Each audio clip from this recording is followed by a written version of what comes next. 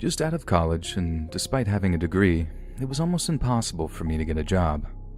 Day after day, week after week, I sent out my resume to every game developer and computer company in the country and a few in Europe and Asia. 6 months into this, my money was running very low. This was when I was forced to face the facts. I needed a job immediately, and it didn't matter where and for how much.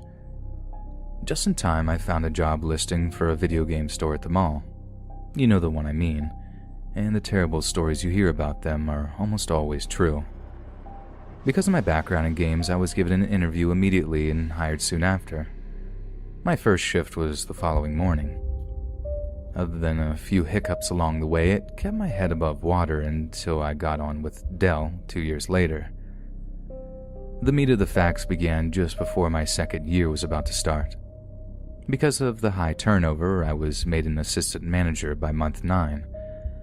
None of my shifts were evenings, so I was tasked with keeping the younger employees in line. A job I never really took seriously since I was only a few years older than they were. I didn't care how they acted as long as they did their job. Around this time, a girl was hired that could have been my undoing. The second I saw her, I knew she would be a problem. However, it wasn't just her that was the source of trouble.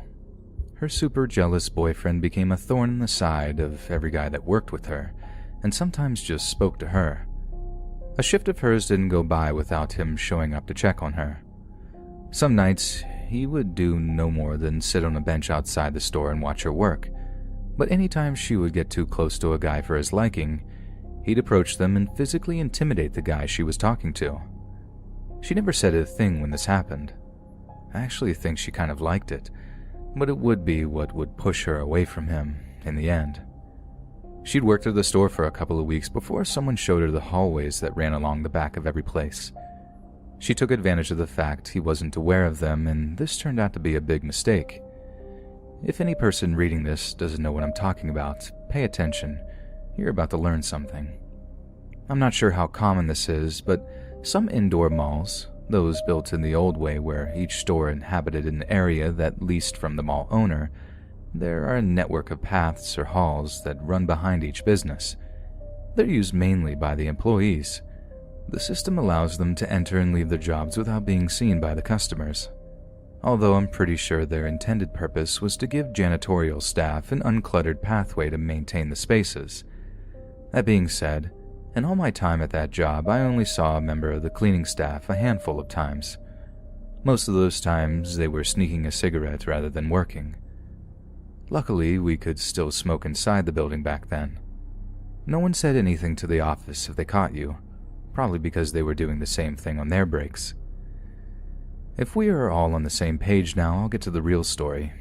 Like I said, his jealousy, no matter how it turned her on, was at the same time pushing her away. On her breaks, she'd often sneak out the back and disappear for a while.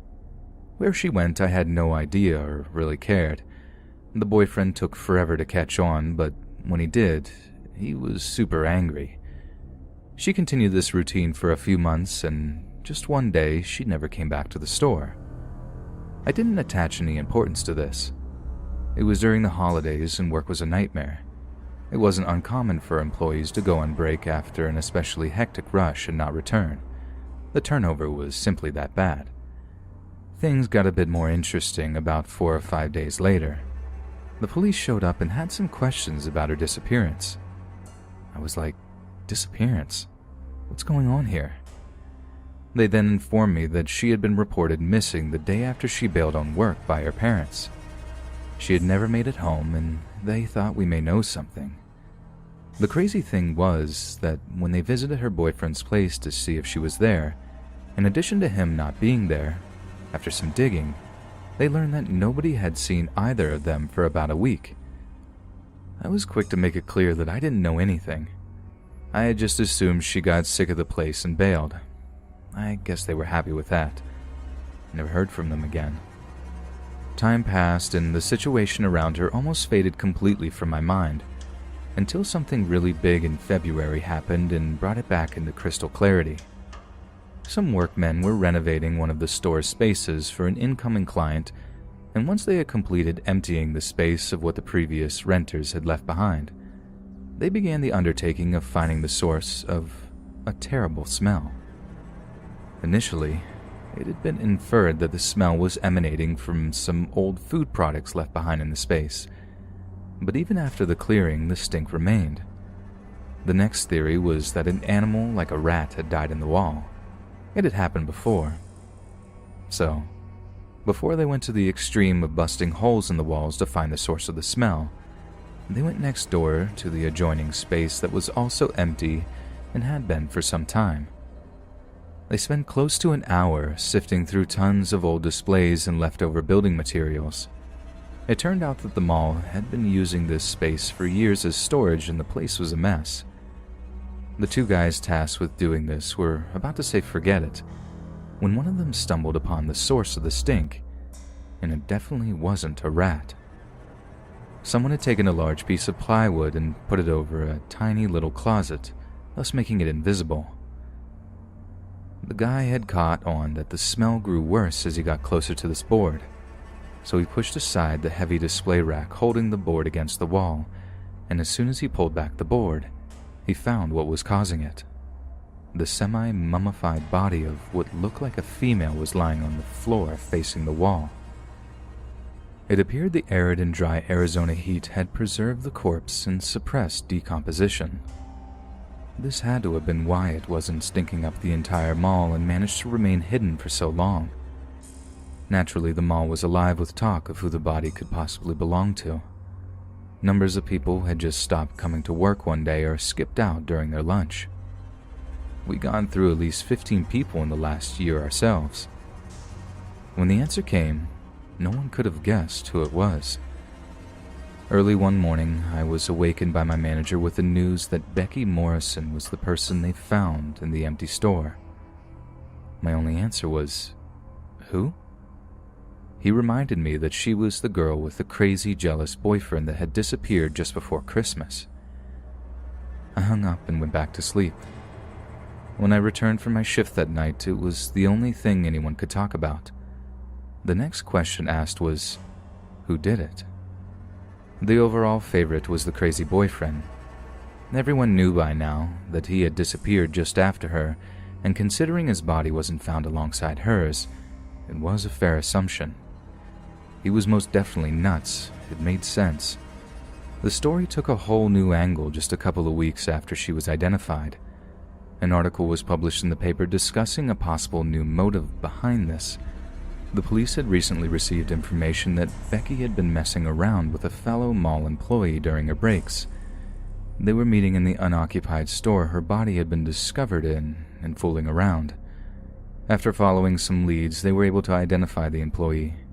He was a 22-year-old guy working in the Hallmark store, but no name was given.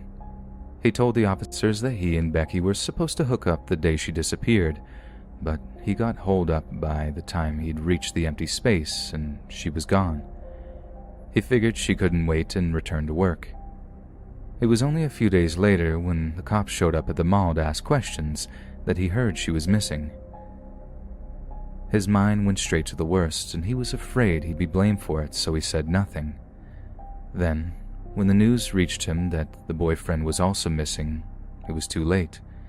He figured if the boyfriend was hiding out, waiting for his chance to get him, it was best for him to say nothing, just on the off chance he didn't know for sure who the guy was.